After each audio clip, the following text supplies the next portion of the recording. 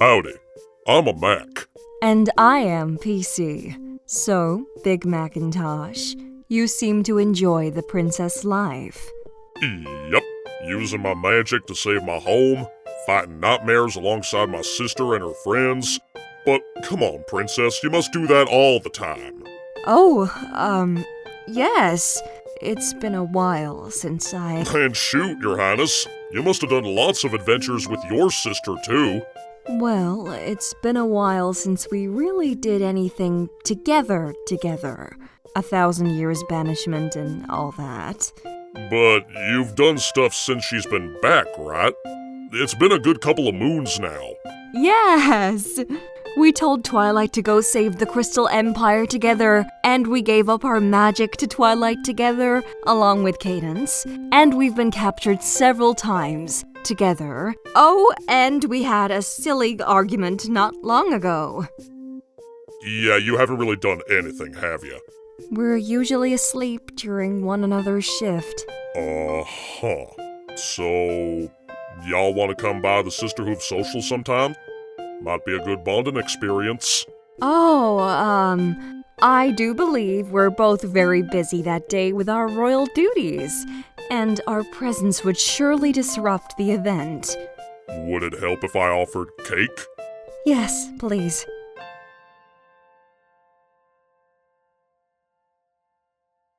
There are so many things wrong with what we just watched. I know.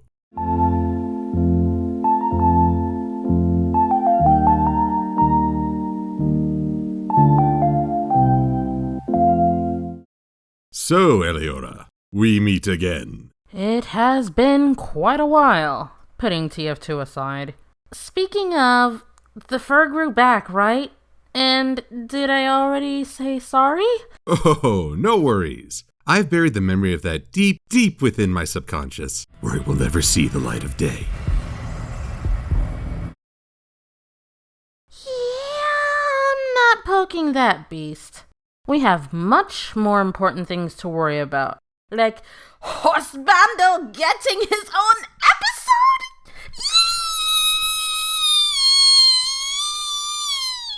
Horsebando? What? Is that one of those newfangled boy bands? Horsebando. Husbando. Like waifu, only without the waifu stealer. That's pretty much what Big Mac has been for much of the fandom, despite never having any sort of significant role in a prior episode. Big Mac has always been a fan favorite, and this episode is one that folks have been clamoring for 5 long seasons. To my memory, it's the first time a male character besides Spike has been given a central role. You've made comments about wanting to see that more than once. Indeed I have. And who better than Big Mac? While he may not be in the foreground a lot, the dude has a presence. In fact, he's been enjoying a lot more activity since Season 4. Singing in the ponytones, playing pranks with Apple Bloom, little bursts of emotion. The big guy has become more of a character in little ways, so it seems like the perfect time to give him the spotlight. We begin the episode with... Oh, sneaker-doodle! Hey! Language! I can give you language.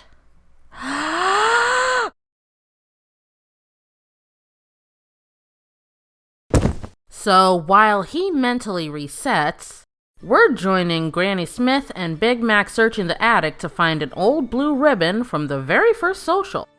Mac's only half-heartedly looking though, cause he's more interested in watching his sisters out the window, and not looking terribly chipper until Granny knocks over a box that reveals an old toy that he used to play with Apple Bloom. Aww. Cuteness! Yes, Big M is a real teddy bear in this opening act, trying in very quiet ways to gain Apple Bloom's attention.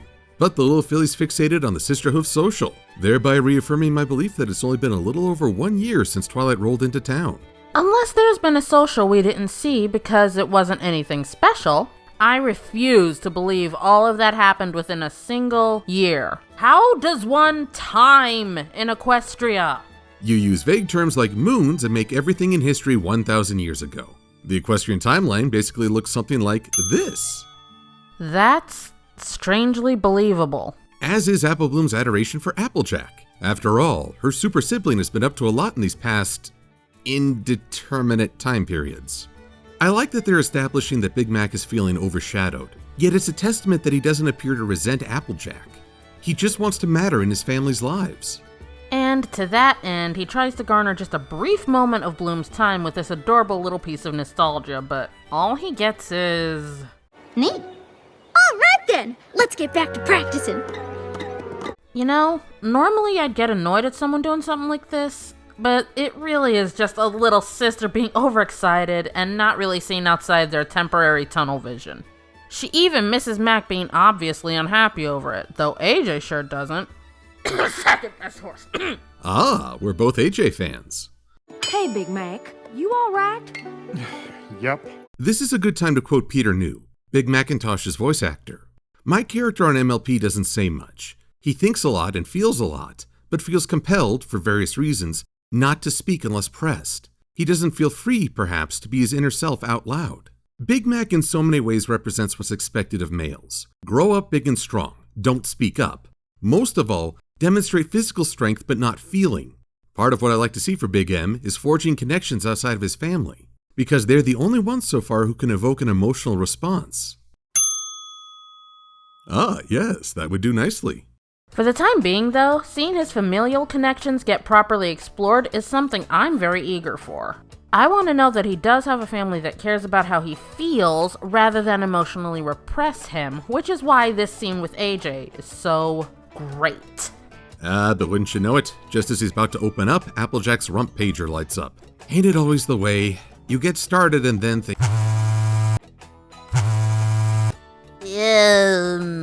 So Apple Bloom mysteriously darts in because she can obviously hear the pager go off from outside, and while initially flipping out in excitement, she realizes it'll mean AJ will miss the social.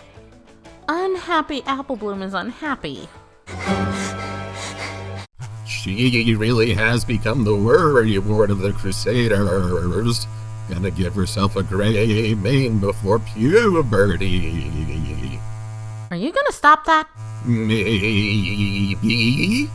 Don't make the joke, don't make the joke, don't make the joke, don't make the joke, don't make the joke, don't make the joke. Morning sees Apple Gloom sulking over a fancy breakfast that Granny cranked out for her, and ignoring Big Mac's attempts to make her at least smile. Jeez, that's a bad funk. Girl, cheer up, it could be way worse. Yeah, you could be totally ignored and not allowed to participate because you've got a Y chromosome. Wow, crank up the harshness a little bit more, why don't you? I'm afraid the setup in this here episode raises some issues. Issues that I think are best addressed in a supplement video. But here and now, there's one major point. Back in Season 2, the social provided a way for Sweetie Belle and Rarity to mend a rift. It was all about making sure they were included.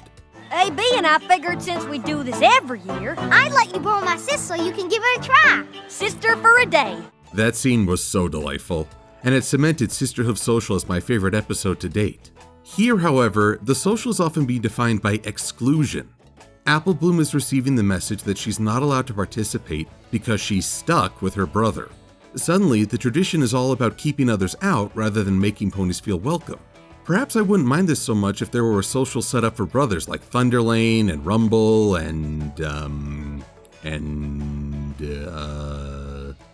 maybe you can invite Flim and Flam? Y'all got an idea? Yep. What? What is it? I don't like the way he said that. It's harder today than the business end of a corncob pie. Stop! Stop! Everything is over. It's over. They did it. They broke the show. Pack up, people. We're going home. This is bad. Oh, how the tables turn. Might you be cranking the harshness now? No! Look at that makeup! That shade of pink totally clashes with his fur. And that color dress does not work with his eyes. Rarity would cry if she were in town.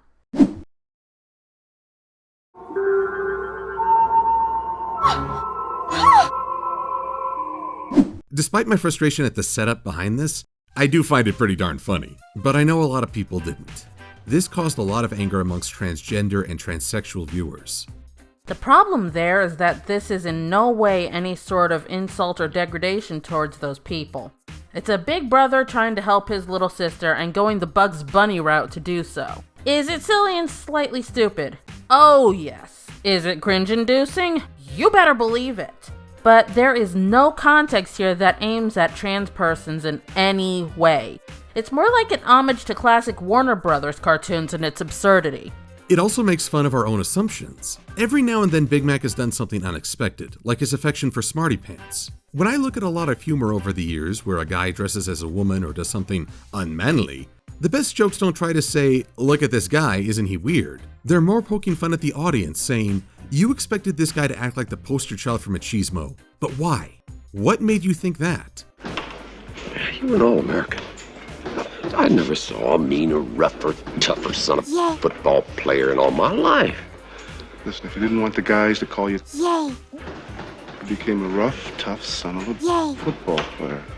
The humor works best when the character's secure in his own identity, and Big Mac has never seemed unsure about his gender or identity. Although Apple Bloom certainly is. Look at her trying to hide like her dignity is still intact. Aw, how precious. That's Big Mac in a dress. And you're a unicorn filly. See? I can state the obvious too. Makes her smarter than Elmer Fudd. But still, I have to admit, I love that they went this route with the humor instead of the everyone's fooled approach. I've had multiple issues in the past with the general populace being made stupid for the sake of the plot or humor, but seeing it go the opposite where they don't miss what's right in front of their eyeballs makes this 10 times funnier. Except for that one dude. But he's actually an homage to Some Like It Hot, a movie where two men disguise themselves as women to flee the mob, and one old man takes a shining to them. Now this here's an interesting bit. But don't think me and Scootaloo are gonna take it easy on you just 'cause you're a stallion. In the human world, it's usually thought that the men have to take it easy on the women.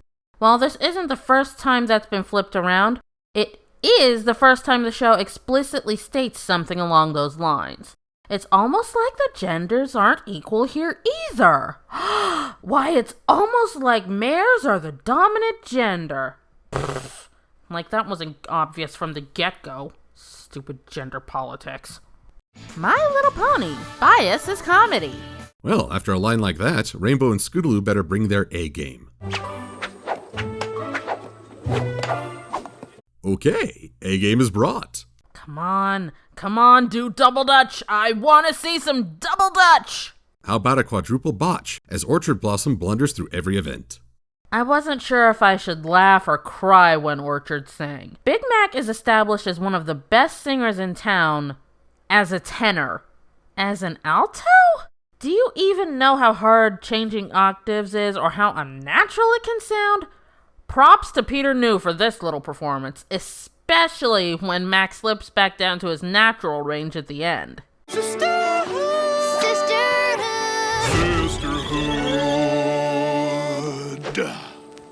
And speaking of slips, let's go now to Eliyora as she covers the final event, the big race. Thank you, Silver. I'm here on the track, and this year's competitor is a real steamroller. Coming up to the first obstacle, we get Rainbow Dash and Scootaloo with a clean jump over the mud pit. Apple Bloom and the rest of the competitors manage as well, though it seems Orchard Blossom has lost her shoes in the mud. Onto the box hop, and once again failing to do a fair jump, Orchard instead plows through, decimating another obstacle. Despite the setbacks and penalties, the Apple family is keeping pace, making short work of the pie eating contest and barreling through the hay bale, taking the lead by tossing the bale aside, almost crushing Berry Punch and her sister. On to the grape squishing, and Rainbow and Scootaloo have caught up. Ooh, this is getting tense, and what's this? Orchard does a belly flop into the barrel and crushes more than enough juice out of those fruits. And now it's on to the hurdles, which could prove to be a true challenge for Orchard Blossom and her limited jumping range. Wait, it would seem that she's plowing through the hurdles and forcing her way past the remaining racers. Now it's just a flat-out run to the finish. Orchard is catching up to Rainbow and Scootaloo, and she's knocked them aside and tramples through the finish first. What a race! What devastation! I've never seen anything... Thanks, Eliyora. What a display of physical... Oh, God!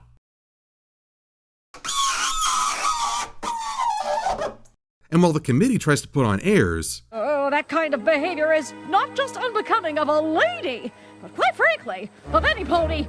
We've seen that the fairer sex can be just as competitive. And just as violent.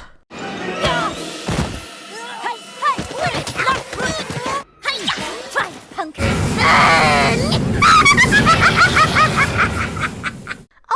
Give me a break! So Rainbow and Scootaloo win by default.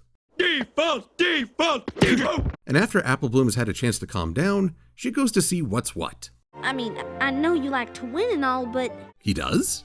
I don't think I've ever seen Big Mac be really competitive. Maybe when we found out he won the turkey call contest a lot, but he never seemed mad at Pinkie Pie for winning. That's the weird thing about him. For all the appearances he's made and the snippets of characterization we've seen, there's still a lot left undefined. In fact, combine this with Apple Bloom's comment on his shyness from Hearts and Hooves Day, and a lot of what we know about him is told by other characters rather than shown through his own actions. So I'm doubly glad when we get this scene.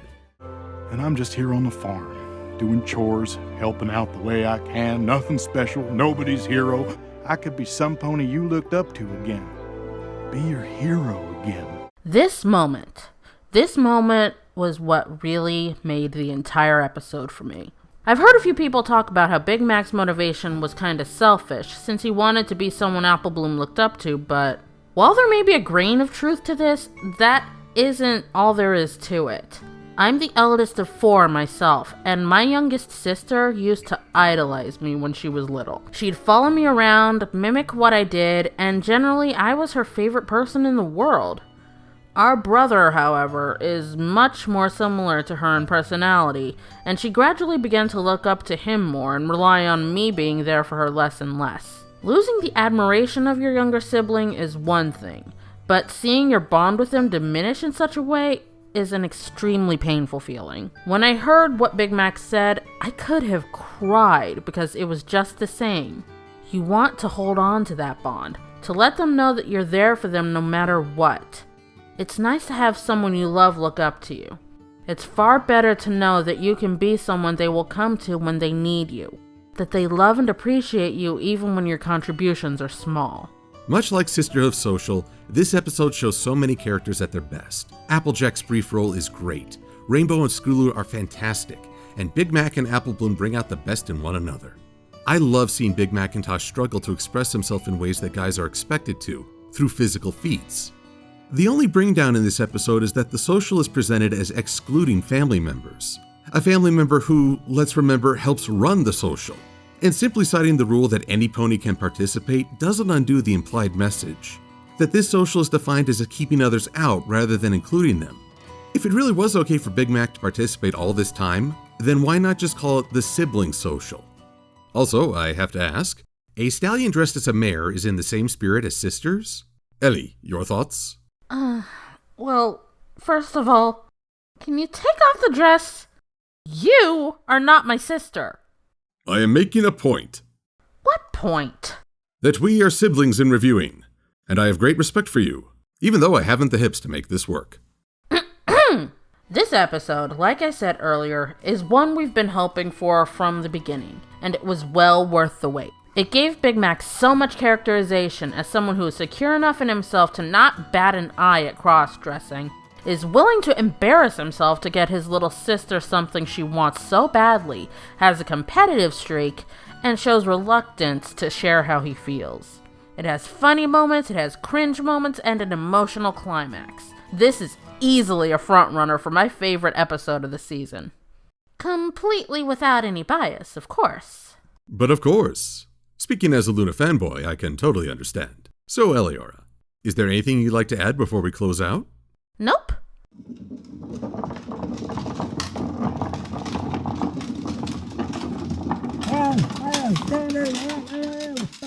Believe me, I have everything I could want. See ya!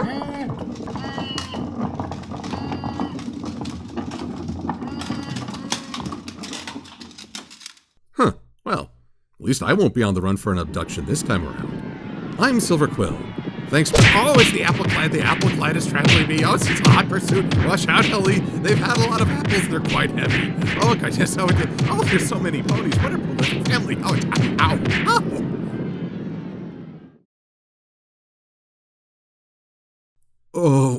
Oh, I'm Silver-Quill. Thanks. Oh, now it's the shippers. Now the shippers are trampling me.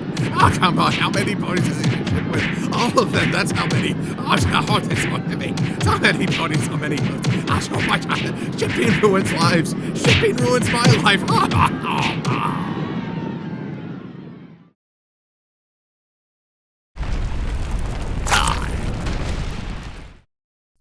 walks on the horse Bondo. Bleh.